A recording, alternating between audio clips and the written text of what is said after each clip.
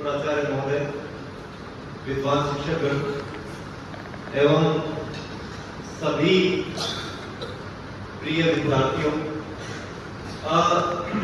जैसा कि आज सभी को पता है कि आज हम एक विशेष दिन को याद या उसकी घटनाओं को याद करने के लिए यहाँ पर एकत्रित हुए हैं। तो जब भी 15 अगस्त की बात आती है तो एक मन में उल्लास और हर्ष उत्पन्न होता है कि हम स्वतंत्र हुए, लेकिन ये स्वतंत्रता किस लागत पर, किस कोस्ट पर हमें मिली, उस पर भी विचार करने की बहुत गहन आवश्यकता होती है। स्वतंत्रता जब हमें प्राप्त हुई तो उस स्वतंत्रता के कुछ नकारात्मक परिणाम भी सामने आए। कोई भी जब कार्य होता है तो उसके सकारात्मक और नकारात्मक दोनों तरह के परिणाम सामने आते हैं, लेकिन इसके कई सारे नकारात्मक प्रभाव ऐसे थे जिन्होंने करोड़ों लोगों को प्रभावित किया। जब हम बात करते हैं स्वतंत्रता के समय, कम से कम 1.5 करोड़ या इससे भी ज्यादा लोग ऐसे थे जिनको अपने घर छोड़कर दूसरी जगह विस्थापित होना पड़ा।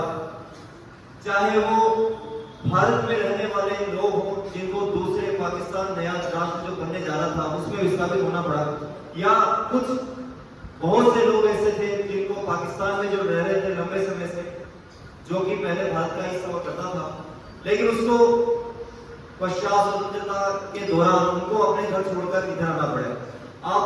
जब अपन इस पर एक तरीके से जब हमें इस पर समझ विकसित करते हैं या देखते हैं तो आप खुद सोचिए कि उन लोगों के ऊपर क्या बीती होगी जब उन्हें अपने ऐसे घर या परिवारों या मोहल्लों को छोड़कर आना पड़ा होगा, जहां पर पूरा जीवन, पूरा बचपन उनका बीता है, जहां उनके पूर्वज रहते आए, और अचानक से जब ये तय कर दिया जाता है कि आपको आज अपना घर छोड़ना पड़ेगा।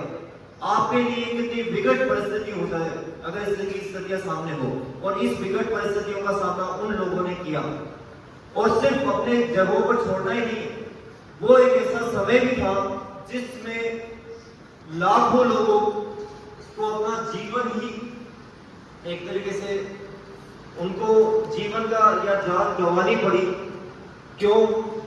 कारण क्या था?